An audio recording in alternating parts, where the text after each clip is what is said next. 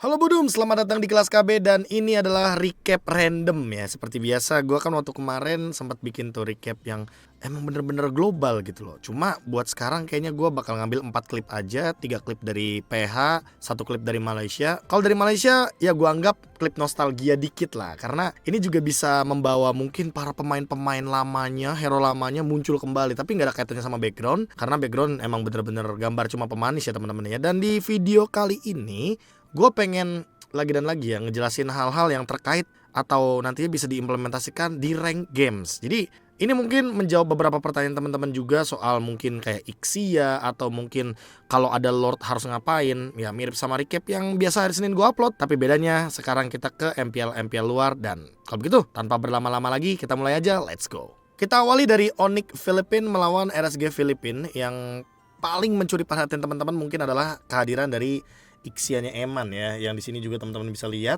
kalau Eman menggunakan Ixia.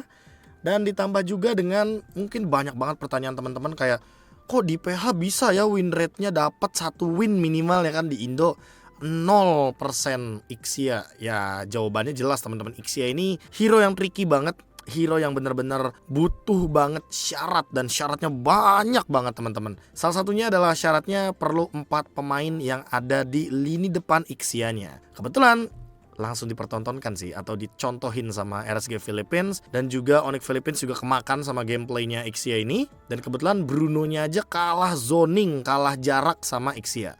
Teman-teman bisa lihat pas menit 21 ketika Onyx Philippines sama RSG Philippines sama-sama ngelord. Dan kebetulan ini posisinya kalau teman-teman lihat RSG Philippines juga Nuts-nya baru join ya kan. Tuh. Tarik-tarikan team fight. Coba buat zoning Lord. Kebetulan Lordnya didapetin sama Onyx Philippines. Nah, yang dilakukan sama RSG Philippines adalah mereka bener-bener ngebiarin Eman di belakang dapetin posisi enak, karena dia di sini darahnya masih bener-bener 100%, dia masih bener-bener ready lah buat team fight gitu loh.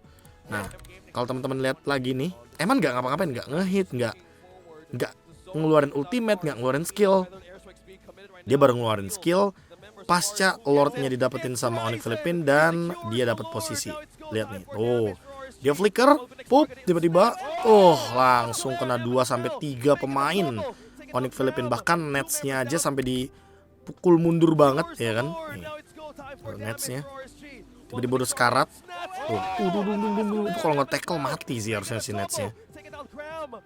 Dan ini dia mungkin beberapa syarat yang terlihat ya dari cara mainnya Eman di RSG Philippines ketika bermain dengan Ixia. Yang pertama, udah jelas lah, Ixia ini bagus banget buat ngelawan komposisi tank jungler. Kenapa gue bilang tank jungler? Karena kalau teman-teman lihat dari komposisinya tim Onyx Philippines ini kayak ya Fredrin, dia hero depan, terus juga yang bisa ke belakang paling Kufra, tapi Kufra juga rata-rata ke tengah-tengah team fight. Kayak si Uranus juga kayaknya nggak bisa berbuat banyak di depan Ixia. Dia cuma zoning doang tanpa ngasih damage yang sepadan gitu loh. Karena Ixia late game ngeri banget DPS-nya. Kebetulan di sini mungkin yang bisa nyentuh belakang cuma ya paling Parsia dengan ultimate Federal Airstrike. Tapi ya teman-teman bisa lihat di sini kalau misalkan teritorialnya nggak nyampe gitu loh ke Ixia. Ixianya aman di sini, jadi safe banget. Dan Eman masih punya darah yang 100% gitu loh. Mungkin teman-teman ambil referensinya kayak pertandingan EVOS versus Alter Ego kali ya kalau MPL Indonesia. Ya jawabannya gampang banget teman-teman, karena di Alter Ego-nya pas EVOS ambil Ixia di pick yang keempat, itu langsung respon Hayabusa, dan itu nge-counter banget hero yang kayak Ixia gini nih, yang di belakang, yang dimana dia harus jaga posisi, dia harus jaga teritorial biar nggak kena pick off, biar nggak kena zoning, biar nggak kena efek stun, slow segala macemnya, karena dia tipikal hero yang bener-bener butuh jarak banget. Ini kayak ngebawa Layla sih jatuhnya, cuma bedanya ultimate-nya luas aja dan DPS-nya juga sangat-sangat brutal gitu loh. Ya, makanya jangan heran kalau seandainya Ixia bahkan di rank sekalipun butuh syarat yang banyak. Salah satunya yaitu tadi, bagus Ixia sebenarnya, tapi harus lawannya tuh tank jungler atau hero-hero yang nggak bisa ke belakang, itu yang pertama. Yang kedua, Ixia harus jaga posisi banget ya kan. Usahakan Ixia ini show up kalau emang musuhnya tuh udah ngeluarin semua ultimate atau minimal 2-3 ultimate penting lah. Kayak contohnya tadi kan kebetulan dari Onyx Philippines yang bisa nyentuh ke Ixia-nya kan Farsia. Nah, kalau Farsia-nya udah ultimate ya udah langsung lah majuin gitu loh Ixia-nya, dan emang tetap harus ngejaga posisi. Karena yang namanya Ixia dia lebih mengkedepankan posisi. Apalagi dia kan tipikal hero batu ya, kayak Gord. Dia ultimate diam doang dan dia nggak ngapa-ngapain jadinya gitu loh kalau misalkan dia ketangkep. Dan itu yang mungkin harus diperhatikan sama para pemain Ixia. Dan yang ketiga, kalau bisa banget, ini yang paling penting sih. Kalau bisa temennya ngedepanin semuanya tuh, empat-empatnya kalau bisa ngedepanin. Biar apa? Biar Ixia-nya udah tinggal finishing aja tuh, kayak gini posisinya. Udah, kayak gitu. Untuk pola permainan Ixia yang mungkin beberapa dari teman-teman juga masih ada perdebatan lah, karena mungkin ada beberapa dari teman-teman yang main di rank party 5 tapi ngerti komposisinya atau ngerti cara babysit si Ixia-nya biar bisa menangin early game, jadi dia nggak perlu jaga posisi karena Ixia kan tipikal hero sustain team fight ya. Dia kan pasifnya aja ngeregen gitu loh, yang dimana membuat dia pasti bakal sulit untuk ditumbangkan. Tapi memang ada beberapa syarat loh teman-teman, dan Ixia ini tipikal hero yang nggak bisa di draft yang kalau ngelawan assassin, terutama assassin yang bisa engage ke belakang lah intinya, kayak Link, Hayabusa, Lancelot juga salah satunya. So ya kalau mau bawa Ixia harus bijak-bijak dan harus ngeliat situasi kondisi sih, nggak bisa buru-buru gitu loh. Selanjutnya pertandingan RSG Philippines melawan AP Brand. Oh, ini RSG Philippines lagi mencuri banyak perhatian gua sih, karena kebetulan gameplay yang mereka bawain, decision macro late game yang mereka bawain ini emang sangat luar biasa lah, dan sangat masuk akal untuk diimplementasikan di rank games. Kita awali dari AP Brand yang ngelakuin beberapa serangan, salah satunya adalah Nats yang diculik sama Ogwen. Startnya dari AP Brand, terus tiba-tiba Flap TZ-nya flicker plus ultimate penalty zone. Ya kita tahu lah Terisla sekali flicker ultimate itu kan dia jatuhnya udah nggak punya escape ability, kecuali dia emang benar-benar ultimate-nya buat mundur gitu loh. Nah di sini AP Brand karena udah terlalu all in, mereka disengage dan mereka coba ngelakuin split push karena mereka juga bawa Fanny. Nah, udah dong, jadinya buat reset si Flap TZ juga kan. Pasca split push, Flap TZ udah ketahuan lah informasinya sama RSG kalau dia nggak bakal punya flicker lagi gitu loh. Jadi sekalinya Flap TZ jump in ke depan, udah pasti dia nggak bakal punya apa-apa lagi. Dan ini kebetulan Flapnya ketangkep di all in. Padahal kalau teman-teman lihat tuh, ini Light baru ulti loh. Light bener-bener baru ulti. Dia sekalinya Tyrant Revenge Connect, dia nggak langsung ultimate, nggak, dia cuma diem doang. Yang follow up itu si Irat, lihat tuh.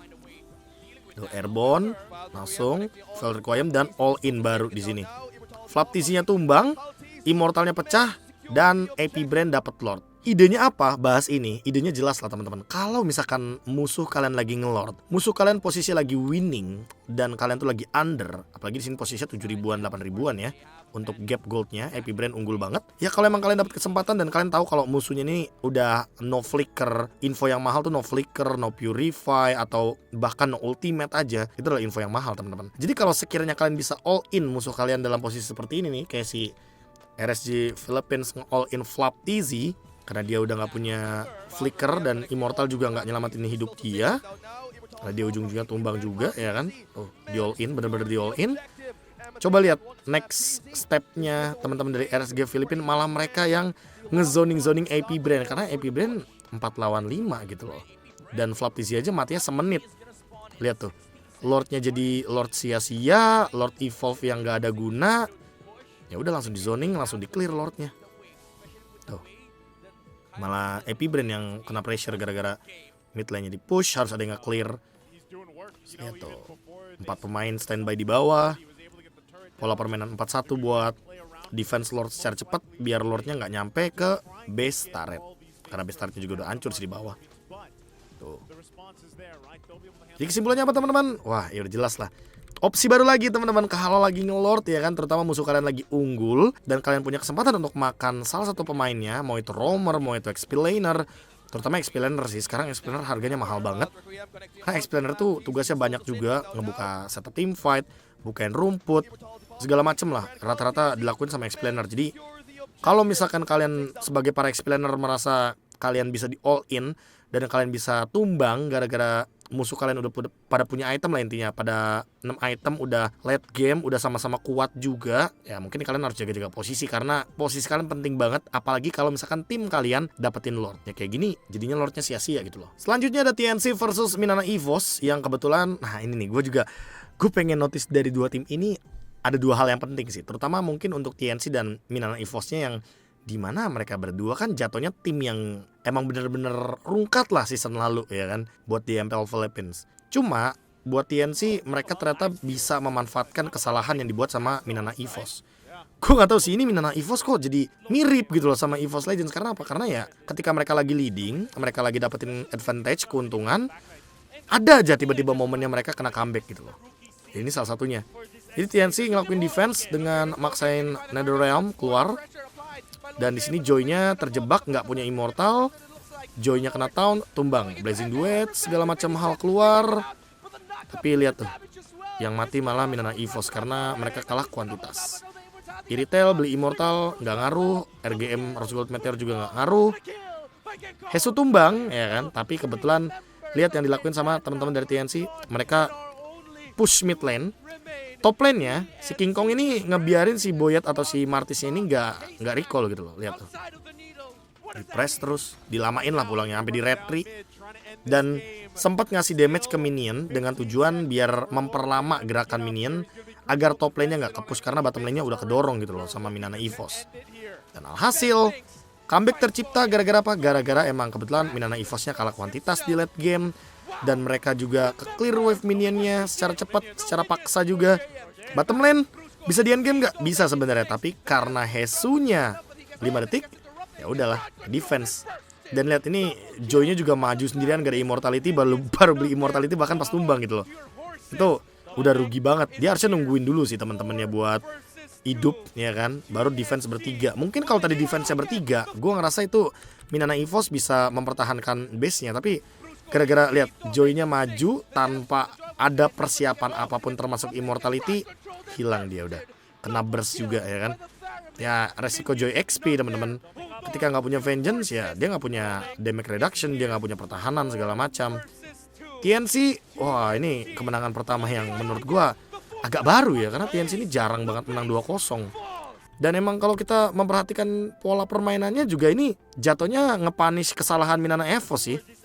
Ya kan, Minana EVOS coba buat buka duluan, tapi Joy-nya kena taunt dan Netherrealm-nya nyelamatin 3-4 pemain dari TNC. Nggak ada damage yang masuk sama sekali.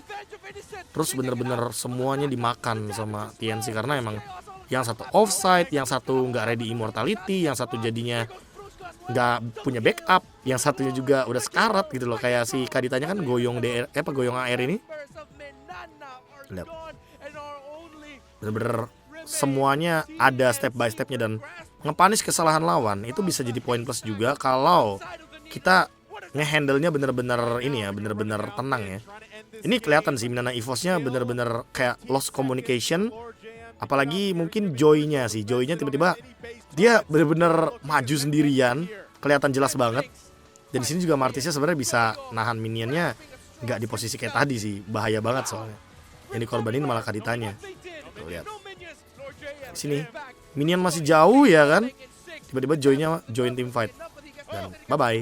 Padahal di situ ada Grok posisinya. Coba kalau misalkan dia bareng sama Grok, minion masih jauh kayak gini ya kan, dia bisa nahan minion bawah juga, nggak perlu terlalu terburu-buru. Alhasil tim fightnya jadi 4 lawan 2 dan endgame buat Minana EVOS terutama.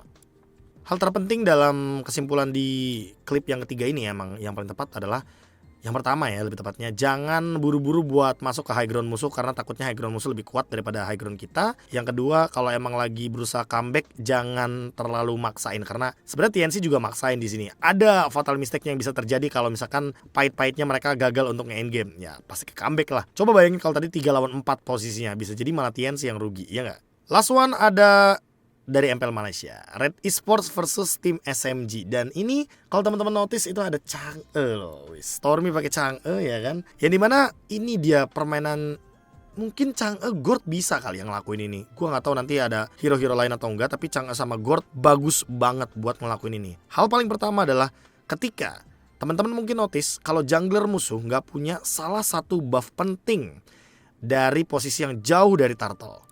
Kebetulan di sini posisinya kalau teman-teman lihat Red Esports nih junglernya nggak punya purple buff, ya kan?